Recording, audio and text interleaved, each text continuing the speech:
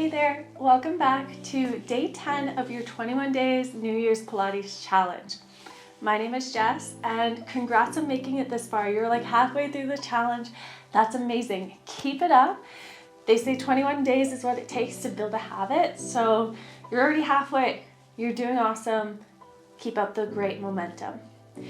Today's workout is very special because I had one of my good friends request a warm-up series for shoulder, spinal, and leg mobility, and with the goal of maybe eventually getting the splits.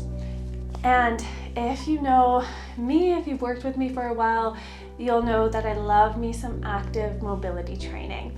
If you've ever done a stretchy sort of class with me, you know I make you work a little bit more than you're expecting because it's through the active mobility that you get better mobility results compared to just sitting and holding a stretch. Plus, you get the added benefit of strength training through those end ranges while you're building your flexibility. And if your goal is to use this as a warm-up for whatever else, this is perfect because you're not going to sit and stretch cold muscles. You want your muscles warm before stretching. So this will get you there. And then if you're planning on building into the splits, you'll just practice the actual splits after you use this video to warm you up. All you need is a flex band. You can use any tension you have or no band at all. We're just using it a little bit at the beginning of the workout for our shoulders. If you guys could take a second to like, comment, and subscribe, I would so appreciate it. I so appreciate you guys for being here every day. And we're gonna start standing. Okay, so we're just gonna start with a bit of shoulder mobility. Grab the band, and then you're simply gonna take it up and over. Find a nice stretch, and then release. Feel free to add in a fold. Get your spine mobilized. Up and over. Maybe a slight back extension. Just breathing when it feels best for you.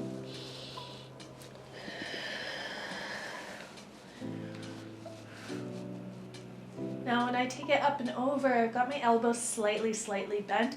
I just don't like the feeling of hyperextending them. Feels a little icky for me. And some people argue that hyperextending your joints is not good for you.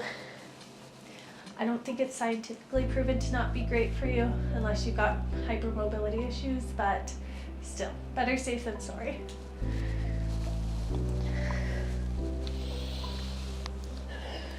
Let's just go for 2 more. The tighter you hold those onto the band, the deeper the stretch will feel.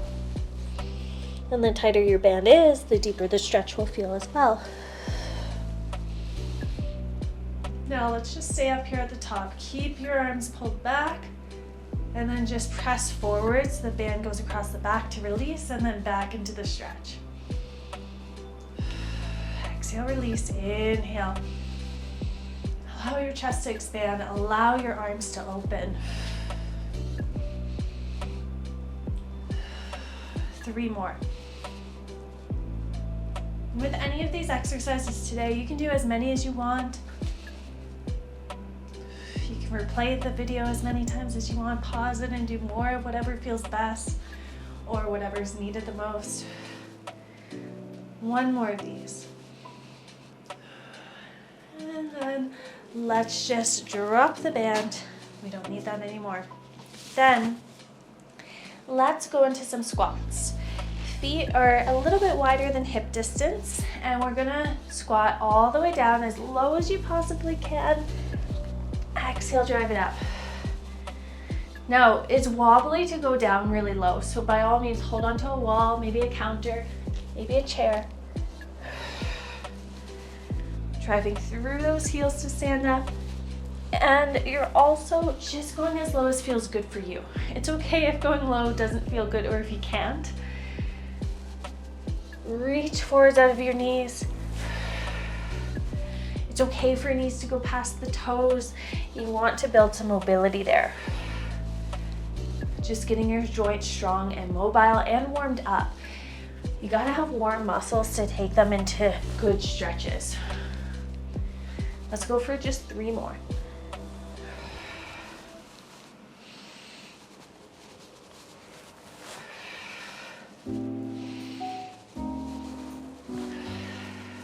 Now let's turn to the sides, step to the back of your mat, roll yourself down, might as well do an arm circle too. Let's walk out to a downward dog. Take a second there, press your chest towards your thighs as you pedal out your ankles. Pushing the floor away from you, lengthening your tail to the sky. You're welcome to bring hands and feet as close as you want together, wherever you feel really sturdy and supported.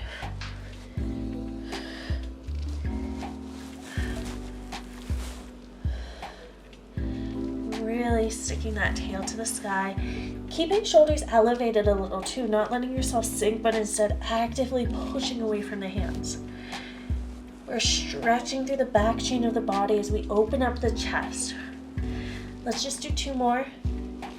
And then let's keep your right leg grounded.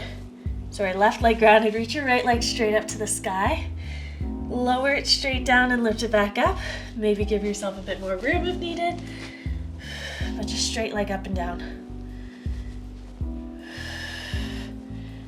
Keep your chest pushed over towards your thigh.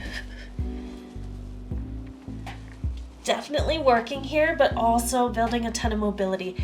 And if that's not feeling good, you can just do it from your knee, lifting that leg as high as you can to open up your hip. Otherwise, it is harder in that downward dog, but you also get the added benefit of stretching your left hamstrings as you work your right glute. You're basically practicing your splits, but in this upside down position. Let's just go for 3, 2, and 1, and then we'll change sides. My left hip flexor is getting quite tight there, which is good. The hip flexors work here as well. We gotta have strong hip flexors so that they don't get tight. Often we think our hip flexors are just tight because they're so tight, but really they're tight because they're weak. All of this active mobility work will really help to improve your flexibility, and you have the added benefit of strengthening. We have 3. Going as high as you can, squeezing the glute at the top. You can also do this from your elbows if your wrists are hurting. And then from there, let's now step your right foot forwards next to your right hand in a low lunge, kind of a lizard lunge like in yoga. Squeeze the left glute, lift your right arm, reach to the sky, take a big breath. Step back to your down dog, and then change sides. Open your hips forwards. If you prefer your knee down, that's fine too. And then reach up and open to that left side. Big breath. Back to your down dog again. And then we're gonna step the right foot forwards, right through center. Fingers can either stay touching the floor, or you could go all the way down to your knee, or you could hold on to a wall. It works really awesome holding on to like a chair or something too. From here, we're gonna open forwards through that hip by bending deep into that front knee. Back knee on the floor or off, up to you. Squeeze that left glute, find the hip flexor stretch, then lengthen your front leg, fold over it. It's okay if it doesn't go fully straight, just do the best you can. And then go forwards, back into your hip flexor stretch, reach out of your knee, and hinge over that front leg. And again, you don't have to have fingers on the floor. You could hold on to something, or depending on balance, you could come all the way up to standing, opening, and then folding over your leg. Definitely more balance work standing. Do what works for you. This is what it would look like staying on your knee, just hip flexor lunge, and then folding over your straight leg as you bend the back leg. Play with it, see what works best for you. There's no right or wrong, just what feels best.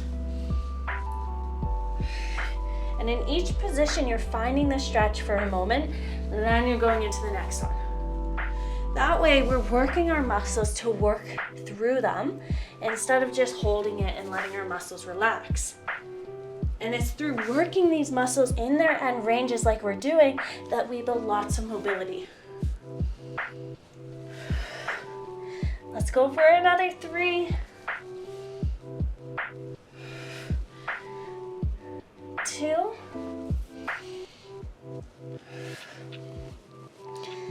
last one. Put your knee down, and now we sink into a passive stretch. Coming upright will be better for you. If you're slouched forwards, it's taking away from your hip flexor. Try to stay tall. Squeeze that left glute. Reach forwards out of your front knee. And breathe. It's amazing how much your breaths help you out in your stretches.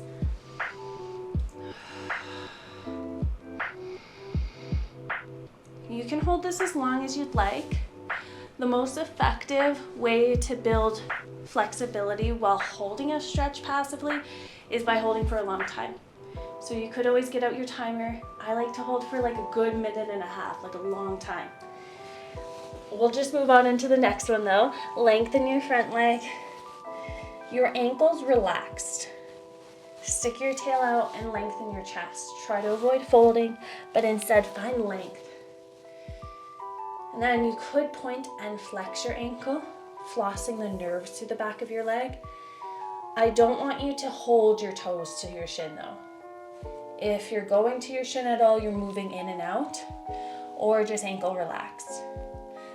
All it's doing when you pull your toes back is turning on the nerves. By going back and forth, you're flossing the nerves and you're telling them, hey, it's okay to be in this stretch. But if you hold toes to shin, it might just aggravate them. It feels like a deeper stretch, but I'm telling you, it's just the nerves. The hamstring does not physically stretch deeper. It's really good to floss through though, because the biggest thing with stretching is the neurological connection. So by training your nerves, like, hey, it's okay to be in this stretch, you'll end up going deeper. Whereas if you don't work on that, it's really just your brain getting all confused, being like, wait, what? We don't go that way. We don't bend like that. I hope that makes somewhat of sense. Anyways, finish your last, and then we got your second side. So let's step back to your down dog. Big breath there. See if you can go deeper than you started, and then lunge forwards. Find that lunge stretch with your knee off the floor. Ooh. Okay, yeah. And then lengthen your front leg. For a second, I thought we forgot the twisted lunge, but we did that already.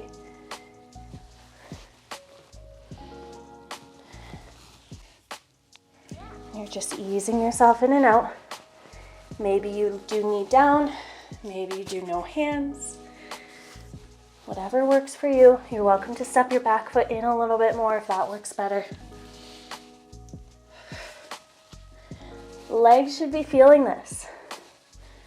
Actively working. This is why this is also great for a warm-up before doing other things, because it's literally warming you up. You don't want to stretch passively when your muscles aren't warm. So this is perfect.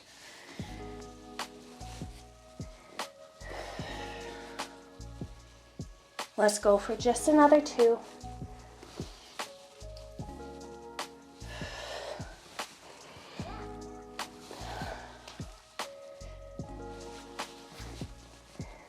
And then knee goes down, open forwards into that passive stretch. Settle into your breaths. Reaching out of that knee, squeezing back glute, you're tucking the tail underneath you.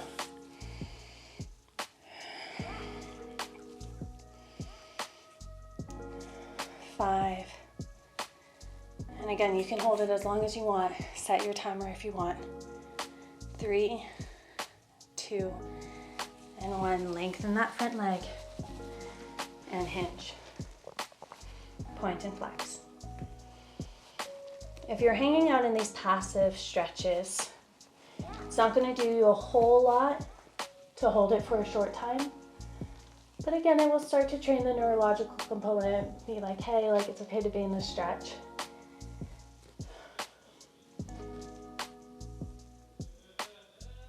You're still doing good though if you hold it for a little bit.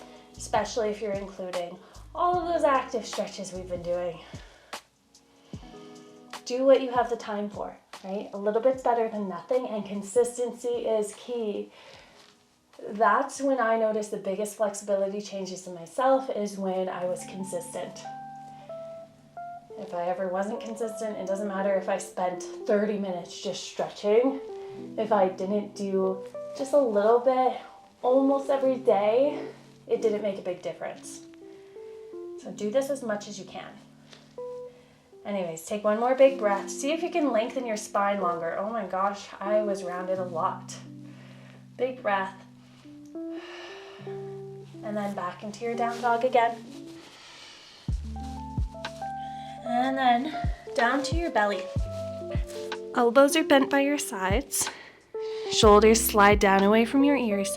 Try to keep your elbows down for as long as possible. So first it's the upper back. Then let's lower. We'll do a couple like that. The more you can bring elbows towards your hips, the better, but make sure they are down. Working on just opening up the upper back. And then as long as it feels good, try to go up all the way. And control it all the way back down. Shoulders initiate sliding away from the ears, and then hands just support you up at the top. They're not pushing, shoulders don't go to your ears. I'd rather you not go up as high and keep your shoulders down than for you to overdo it and just push. You want it to be more of a pull than a push. Reaching up through the crown of your head, squeezing your glutes, using that entire back chain to get up. Building flexibility through your back, but also through your hip flexors. Opening your hips through that hip extension. Let's do one more.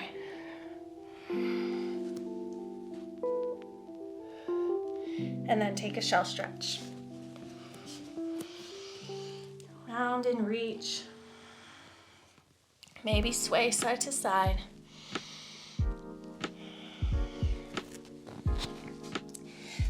And then I'm going to leave you there.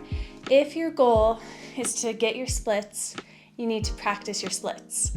So this is where when I'm practicing, that's where I'm holding for a long time, is when I'm holding the splits. Sometimes if I have the time, I'll hold those other poses, the hip flexor stretch, the hamstring stretch, whatever it might be. I'll hold those for a while if I have the time. But if the goal is the splits, do the splits. You're welcome to use your blocks to hold on to. Try to keep your hips square and do the best you can with that. If you'd like me to post a specific splits video, let me know. I can do a couple of stretches leading up and then actual tips for while you're practicing your splits. But otherwise, this is your warm-up for whatever your flexibility goals are. I hope you enjoyed it. Don't forget to like, comment, and subscribe, and save this for later, especially if you want to use this as a warm-up, or if it's something that's a big goal of yours. You're going to want to do this as often as you can. Enjoy the rest of your day. Thanks again for joining me for this 21-day challenge, and I'll see you tomorrow. Bye.